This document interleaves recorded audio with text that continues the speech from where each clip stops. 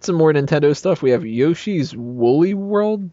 The Yes. fuck? Eventually had the project name of Yarn Yoshi. It's practically, the art style is very much like Little Big Planet. You know, Yoshi looks all yarny, like he's sewed up and just a little plushie that runs around.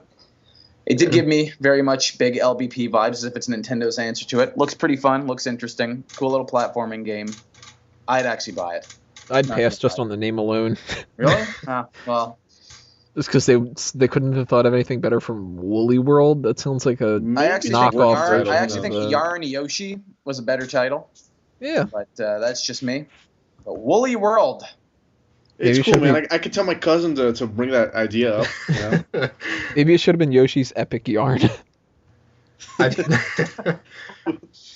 What's with Is yarn Yoshi a and cat wool? now, or what? What is this? Yarn, wool. What is this shit? I mean, I mean, I don't know. Like Nintendo. Here's the thing. I got into a discussion with this guy in my class a few years ago. Not my cousin, and he just said something that it made sense, but I was kind of upset about it. I mean, Nintendo's always been awesome. The gameplay is always amazing, no matter what game they put out, like, with some exceptions, of course. But he said, it was back in that PlayStation versus Nintendo 64 kind of thing, where everybody was like, "Oh, PlayStation's so much better because games are cooler and stuff." I'm like, "What do you mean? No. Yeah, that's the thing." He was like, "Yeah, because Nintendo games are such baby games, like Banjo-Kazooie and then Mario and Kirby and whatever." I was like, he's right. Like, everything is so cute and fuzzy with Nintendo all the time, like all the time. And it was a huge step for them to have what did they do? Back in the day, they had a Killer Instinct released, and they published Killer Instinct, and they allowed blood on Mortal Kombat 2.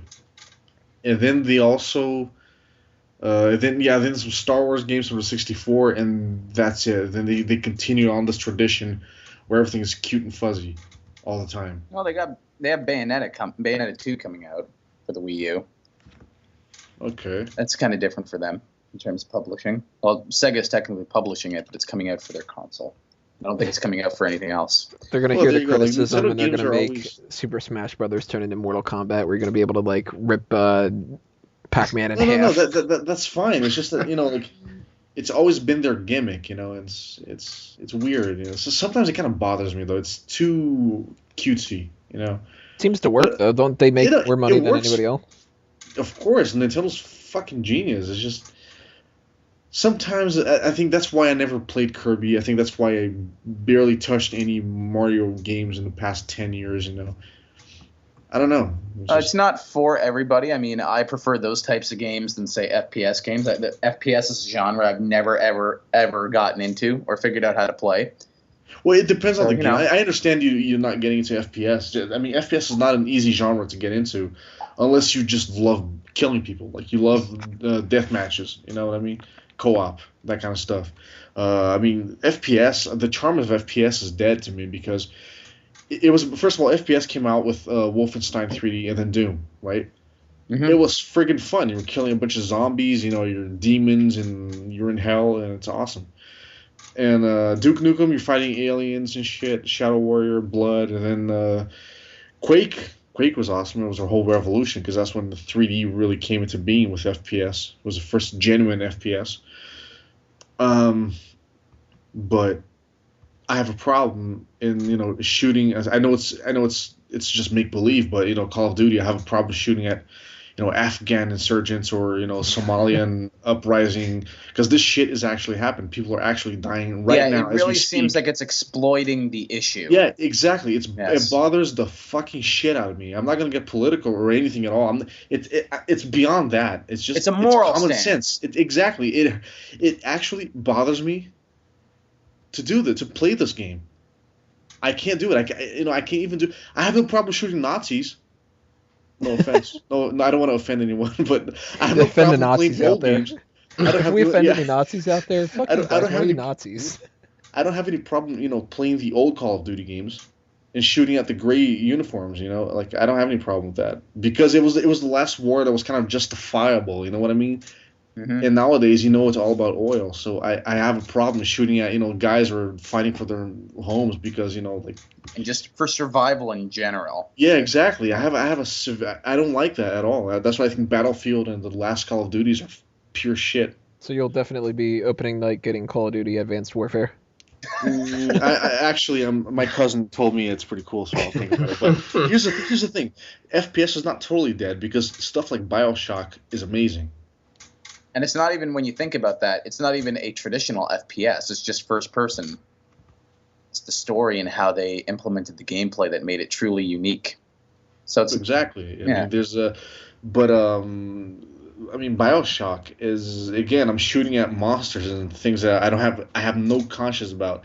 And it was weird. The first time I played Call of Duty, these new ones, my friend was like, "Dude, play Call of Duty, whatever it was. I think it was Modern Warfare or something. Trust me, it's awesome." I'm like, "Okay." I was like, "Sure, I've played the World War II ones before," so I was like, "Okay." So I start playing it, and I'm like, "Well, I'm in Afghanistan shooting at some guy who I know is defending his family." I mean, he's probably not Taliban. He's probably a guy whose family was killed by some rocket from, I don't care what, British army or something, or American, whatever. So it just bothered me. But BioShock, and then when I played BioShock Infinite, I was like, wow, FPS is very much alive. Very much alive. I mean, the intensity of as a matter of fact, I just read about a game that's coming out. It's an E3. Is it something with Rapture in the title? You know what? It could even be a new BioShock game for all I know. Off the top of my head, I'm not sure. The only ones, the other first-person shooter things that I was, there's the Halo things that's coming out, Halo 5 Guardians and Halo Master Chief Collection. But that's the thing. I don't know if it's a shooter. It's definitely FP, but it's not. I don't know if it's the game's we don't know about first the person. third initial. You just don't know if they're shooting. Yeah, maybe kind of like an Amnesia kind of thing. Yeah. But I think it's FPS. I saw the abbreviation, I think.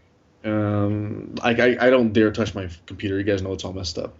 But if you guys want to look it up, it seems really promising. I read some stuff on it, and I just think the FPS is very split between this whole brainless kind of like co-op where Call of Duty recycles itself, and Battlefield's going to start recycling itself inevitably, until the point where you're finally going to put on goggles and a suit, and you're going to go into virtual reality where you're actually a soldier. And then short of that, join the fucking army.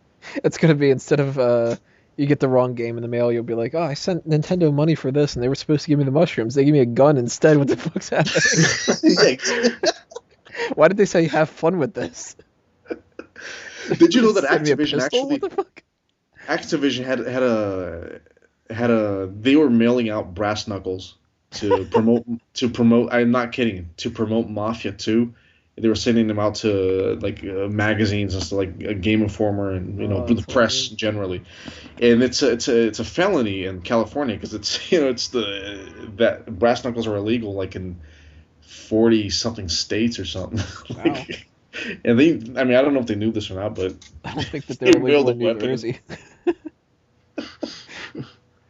So what we had, the Yoshi thing. We have a new Legend of Zelda game. You excited about that, Braeden? Yeah, it looks really, really good. And I think it's also the first HD Zelda game. So I don't think Skyward Sword was the last home console game for the Wii. And it looks like it had this huge open field. Looks like you can explore a lot of land. They told us like everywhere you've seen on screen, and it was this gigantic field and just this huge space, big blue sky, plenty of room to go, and you could go all the way to the end where the trees are. It's supposed to be this big, huge open world game.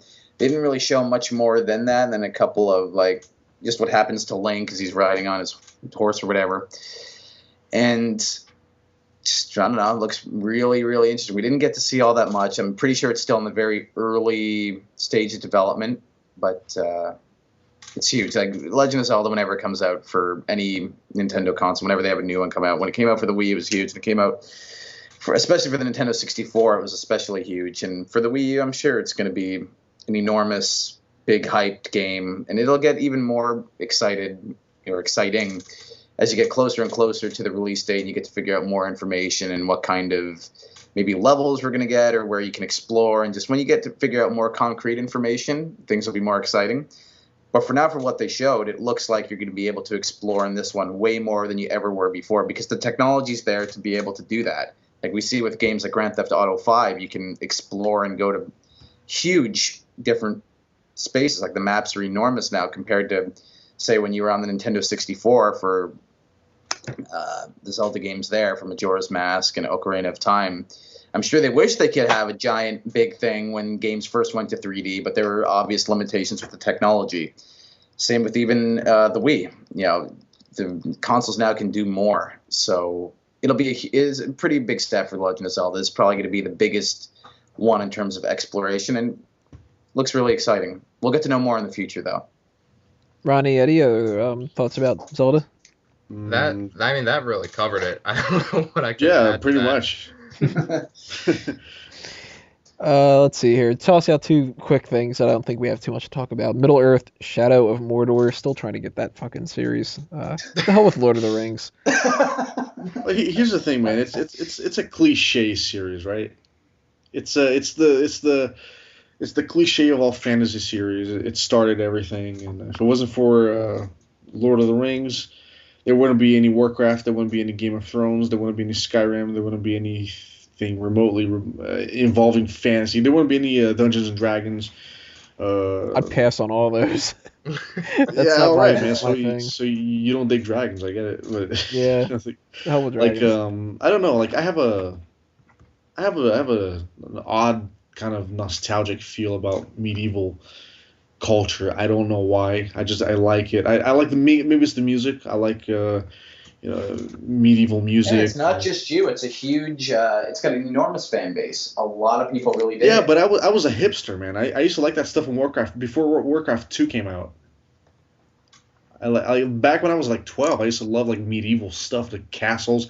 I watched The Name of the Rose, starring Sean Connery and Christian Slater, like his first major role, I think. A movie from 1987. It's a German-French production, I believe. I really recommend it. It's basically a police detective story taking place like during the Inquisition, like in the 12th century Europe, something like that, about that period. And I don't know what it is about it. I love the period of the Middle Ages. As dark and as nasty as it was back then. I don't know. There's something about it. And then taking something like Lord of the Rings that mixes that kind of like a chivalry kind of attitude with Irish culture, with Scandinavian mythology. It's fucking beautiful. There's something that happens there that you can kind of paint a picture any way you want. It's like. Although I'll tell you this, there's always some sort of debate between fantasy and science fiction. Science fiction wins any day because science fiction explores the unknown, and I think fantasy explores our history before Industrial Revolution. We also have Metal Gear Solid 5: The Phantom Pain, which sounds like a rejected title from the new Star Wars movie. Fantasy wins on that. I was never big on the Metal Gear Solid series, so that's kind of a meh to me. Any thoughts on that, guys? As I said, I played the fourth game. I liked that. I did play Metal Gear Solid when it was on the PlayStation. Kojima takes this series very seriously, and he usually always delivers. I don't know if I'll be getting it, but I liked what the trailer had to show. Looked epic enough. Fair enough. Yeah, agreed. Let's see. We had a quick tease of Star Fox, which also we had a quick tease of a Ratchet and Clank movie. I won't be seeing that. Won't be playing Star Fox. Any thoughts on that, guys? I may actually do both. I may actually watch Ratchet and Clank, and I may actually be getting Star Fox for the Wii U when it comes out.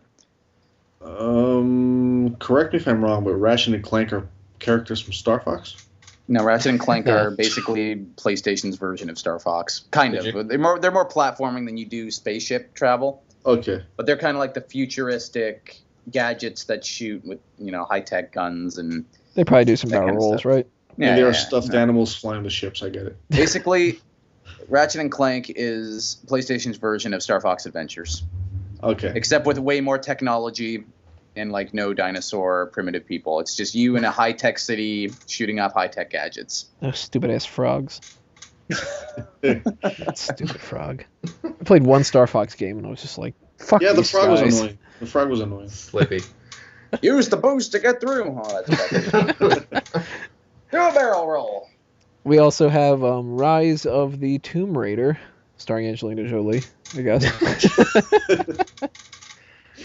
I wasted $10 on that movie. What are you gonna do? I was like 13. They showed a shower scene in the trailer. I was gonna see it no matter what. Ronnie, I believe you had something that you wanted to mention about Tomb Raider. I loved the Shower reboot, scene? I guess. Well, as far as games go, I guess you could call it a reboot. The one that came out in late 2012, I believe, or no, early 2013. Yeah, early 2013. That game, that was awesome. I really loved the storyline, kind of showing, Lara Croft as a young, kind of inexperienced archaeologist, and much hotter, hence. But I loved that storyline, just seeing her progress, basically having to turn her into a killer in order to survive. Where in the beginning of the game, she had to kill a deer for food just to survive, and she felt awful about it. Whereas by the end of the game, she's killing, soldiers left and right. And I thought the trailer for Rise of the Tomb Raider was really interesting, showing her in a therapist's office. So maybe she has some sort of PTSD going on here. And I feel like that could be a really interesting story point for this sequel. Maybe having some cutscenes showing her in the present, kind of in this therapist's office, and then we see in between those cutscenes gameplay, from the past, showing what has led up to this. And I just feel like there's so many possibilities there. And since I loved that first game so much, I'm really excited for this one. Yeah, let me just add to that. That game, I mean, just when you think, games, adventure games aren't really going to become any more innovative, there was something about Tomb Raider that really caught my attention. And it's just the way, the directing. I mean, there's no other way to call it. It's directing. It's fusing Hollywood and video games, and it's happening at a really good level now. The technology finally caught up, and it's a cinematic experience. You're almost playing a movie. The cutscenes are really well done. I thought the acting was well done. I thought the voice acting was pretty good. I did find one flaw though. And that is that Lara Croft's psychology is very wrong. I thought she was too artificial. She's too perfect as a woman. She's nice. She's that girl next door, but she kills and she's super hot and she does all these things. And she gets thrown against the side of a cliff. She gets bitten. Everything happens and she's still standing and running around. There's a limit there. I think they should have not made her too amazing. And she's, I don't know, I think her psychology is just not very properly laid out. It's too, you can tell the writers are just they really focus on the storyline and not so much the character development.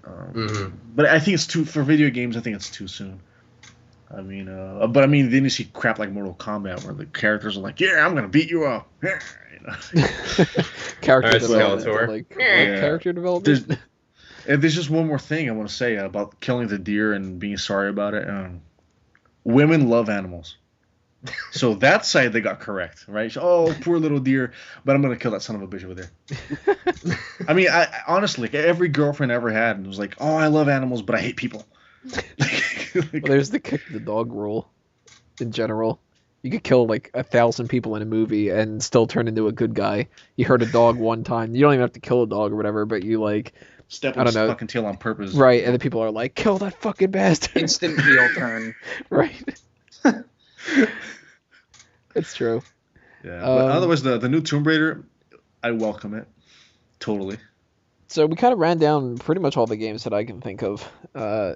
There's one other big thing that had been announced that I see a lot of people talking about, and that's PlayStation TV, as well as they're going to have an original TV show for that, Powers, which is based off of a graphic novel. So for those comic book fans out there and the people that were interested in more the tech side of things and all that, PlayStation TV, we're going to get another thing that's kind of like Roku, another Apple TV kind of thing. All this stuff to me all just seems like such a fad. I know that we're getting to a level where we're going to have that be a standard, but it seems like everybody's just throwing crap out there and just hoping it sticks. And it's kind of like what happens with when you do like the whole Betamax VHS thing. Like, you're going to have to wait until something blows everything else out of the water, and then everybody just gets that. Because, man, you've got PlayStation TV, Apple TV, Roku, you've got all these different ways of downloading TV and smart TVs and these other services and all that. And you're just an overabundance of this. So how many people are really going to get PlayStation TV? How many people are really going to, switch from one service to another or something? It's worth trying. And maybe they've got like some big plans. Maybe this is going to, PlayStation 5 is going to be kind of like a combination of the two or something. But first steps towards something. Maybe it'll be good in the future. I don't know. Powers, I have no clue what that is about, but if it's about superpowers, then maybe I'll try to figure out a way to check it out, because I like that stuff. It's practically, I seen a bit of the promotion for it. I wasn't really paying too much attention, but I did pick up that it's basically like Heroes or something. In a reality where if like everybody had superpowers, how they would be, how society would be, how things would go, the more extreme powers, the lesser not cool powers. It's basically everyday life with a bunch of superheroes, basically The Incredibles. Except more of like a sitcom sort of deal. That kind of thing. That out. That seems pretty interesting, actually. Yeah. Mm-hmm. Might be terrible, might be good. Who knows? I mean, it's that free kind of story. for PlayStation Plus members. It's free. There's a whole first season will be free, so I'll probably check it out. Might as well. Who knows? Maybe we'll have reviews of that on Fanboys Anonymous in the future. So, other than that kind of stuff, let's just do one recap thing here. Who do you guys think basically won E3? Everybody always uses that term. What's the big takeaway of this whole thing? Braeden? Nintendo. They had the most to show. They gave games that a lot of people were wanting updates for, or new ones that people weren't even really expecting, or that really got them excited for. They really just showed off everything that needed to be shown for them as a company. They delivered for their fans. I think Sony had a lot to live up to from its previous year's conference, and it didn't end up working out for them this year. To me, it came off very, very underwhelming. And as far as I'm concerned, EA was awful. Microsoft was meh. And by default, I mean, really, Nintendo proved why I think they're probably the best in the business. Clearly, they had the most people talking about them at the end of the event. I mean, we spent a good portion talking about them here in this little show. So, true. Nintendo for me. Ronnie, who do you think wins? I agree. Nintendo definitely is. Sony. I mean, I wrote up my article about my 5 favorite things from Sony's conference, and only 2 of those 5 things were PlayStation exclusives: Little Big Planet 3 and also Uncharted 4, which we didn't really talk about. But that's true. There's not a whole lot to say about that yet, since all that we really got was a subtitle reveal, Thief's End, and that trailer did look really good graphically, and apparently it was rendered in-game, so that was not, a CG cutscene. So if that's the case, then I have really high hopes for how this game is going to look. Then if that's actual graphics, my goodness, I thought it was a cutscene. I really didn't. Yeah, if we can just basically talk about it for a second. I mean, we wouldn't really say much more about Uncharted than I did about Zelda. And it's a nice little thing, but we'll be more excited once we get to know more about it. Mm-hmm. Agreed. But other than things like that, Sony didn't have a whole lot going on. They also threw out a quick little throwaway reference to their virtual reality thing, Project Morpheus, but they didn't explain anything about it. They just said, "Oh yeah, this is a thing we have. You'll find out more about that in the future." That was literally what happened in that moment. This. Yeah, it's like, "Hey, there's this. Okay, moving on." But that it was things like that Sony definitely had a weaker year than they did last year, and Microsoft definitely had a better year than they did last year after that atrocious Xbox One reveal. But they did better, but I still think Nintendo just blew them out of the water. I'm definitely more excited about what Nintendo has to offer in general than the other two. Considering that I was kind of middle ground on the Wii U, I didn't know. I mean, this event really was going to show me if they have a lot of good stuff coming out for it. And now I'm kind of sold on the console more than I was, say, a year ago at last year's event. I think they did good all around. Oh, yeah. Eddie, who do you think wins? Yeah, Nintendo. It's a no-brainer because it's too much stuff. Even if half of it doesn't turn out to be awesome, it's just the other half is going to be awesome anyways. We know that. It's a company that's been tried and tested for how many generations of consoles now? Like Nintendo, Super Nintendo, Nintendo 64, GameCube, like 7 generations of the consoles. I mean, who's anybody kidding? It's definitely them. I think EA is I'm trying to grasp onto something. I mean, they already messed up bad. I mean, I know we're talking about consoles here, but their Origin stuff was so bad and so buggy, and that you had gamers migrating to Steam and not playing EA games just because their system was terrible. I mean, their sports games are the same thing, just different roster for the teams every year. I mean, you got to a point where else can technology go at this point apart from graphics?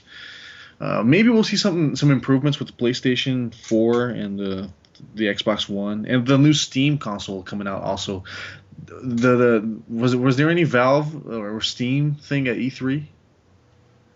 Not that I'm aware of. I don't know. Not that I'm aware of either. Either. It's too soon. But I think that console is gonna kick ass or flop. But I think it's going to kick ass. What are the other? Massive success where everybody gets fired. Yeah, pretty much. No in between. But they're allowing third parties to go ahead and make the machine. So I mean, Steam is being really smart about this. Valve is being really smart about this because they're not even gonna, apparently they're not going to be making the consoles. It's going to be third parties, and everybody wants to jump in on it because Steam has the most crazy awesome deals. So I don't know. Time will tell if Nintendo really is the great thing to be expected in the following months and year. So 3 votes for Nintendo. Make sure you guys tell us who you think won E3 2014, what things you're looking forward to in the future, all that other kind of stuff. We have one little bit of business to take care of right now, and that's plugs. So Braeden, first up, anything you want to throw out there for people to check out? Okay, yeah, you can, of course, first off, subscribing to the YouTube channel where I do videos on this kind of stuff. I also did my E3 coverage earlier this week. Basically got published around Tuesday night, Wednesday morning, depending on the time zone that you're in or whatever. And I did my preview the week before. So this is the kind of stuff that I basically do for content-wise on the channel. Mainly talk about Nintendo. I give weekly updates and predictions to Smash Brothers on the road to both versions of the game being launched. That's www.youtube.com/spoodbeast. The spelling of beast is with 2 E's and not an A. That's a common mistake that I've had many people do. As well as you can follow the Twitter where easy way to contact me and talk about games, anything really, Nintendo, PlayStation, anything gaming. If you want to talk to me personally at spoodbeast, same spelling. And of course, if you want, you can even add me on Skype, which the username is the same as well, Spoodbeast. It's great ways to communicate me on Skype and Twitter. Hope to talk with all of you. Ronnie? I have nothing specific going on. I would just like to plug Fanboys Anonymous in general. Just check out what everybody's got going on. I have some ideas for articles that may or may not come to fruition, so I'm not going to throw them out now just in case they don't actually happen. But if you'd like to follow me on Twitter at RWB9000, and that is also my Xbox gamertag and PlayStation Network username. So if you'd like to play with me on there, add me and let me know, and we can see if we can get something going. And Eddie? Nothing too specific and nothing too nerdy. Not that I consider you guys or me or anything. We're all nerds. Anyways, yeah, we're all geeks. Screw it. Yeah. Yeah, my virginity's growing back. Yeah. I'm writing a book right now. It's a novel. I'm really, really researching and stuff like that, so it won't be ready for, I don't know, maybe one day I'll sit down and I'll bang out like 300 pages, but right now I'm just really researching, and other than that, I'm just not much else going on. Writing articles for fanboys.com whenever I can. Fanboysanonymous.com. Scratch that fanboys.com. I don't know what that is. It's evil. It's evil. It's a porn site. Forget it. Oh crap! Now people are really gonna check it out. Oh man, I better stop talking. All right, guys. That'll do us in for this episode. Big thanks to everyone on the panel this evening, and for all of you out there for listening. Stay tuned to everything else coming your way, Fanboys Anonymous. I mentioned a couple things before, but a little recap. We've got 4 Real Movie Club once a month where we break down 4 movies that are of a particular genre or topic. For this month, it's going to end up being summer movies, so stay tuned for that. Chris, the Dace Man, Dace is going to be commandeering that. We've also got the Review Point podcast, which we just broke off away from group meetings, so no more reviews on group meeting, just topics and general discussion instead. Is going to be sticking with the group meeting here. And we have more group meetings coming up as well. We might do one on Ant-Man. We might do one on some other kind of topics, like when do you think the singularity will happen, and what would your favorite, your best friend be out of superheroes, and what would the favorite fictional character that you could date would be. Like little stupid topics. You guys can always submit your ideas that you would want to hear us talk about. We've also got fan tracks for the people that want to watch something and have our audio commentary or jokes that we go through during that. If you're into Game of Thrones, check out the Sand and Snow podcast. If you are interested in Let's Plays, Dace Man's doing some Let's Plays. We've got the articles as well, so on and so forth. iTunes and Stitcher you can check out. Make sure to subscribe. Your cousin told you to, so you should do it. We've got you can like the channel, the Facebook account, Twitter account. Find us everywhere, a mango tree sprouting all over the place. You'll find a whole bunch of stuff to go under. And if you're interested in joining the team, becoming a fanboy yourself, hit me up on that contact form on the website. Shoot me an email, send in your application, and we'll start talking.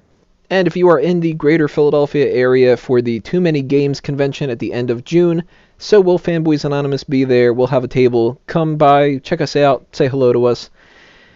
On behalf of all the fanboys and fangirls that couldn't be here, and the panelists that were able to be here, I'm Tony Mango, and no matter if it's good or bad, for life, I am a fanboy. This meeting is adjourned.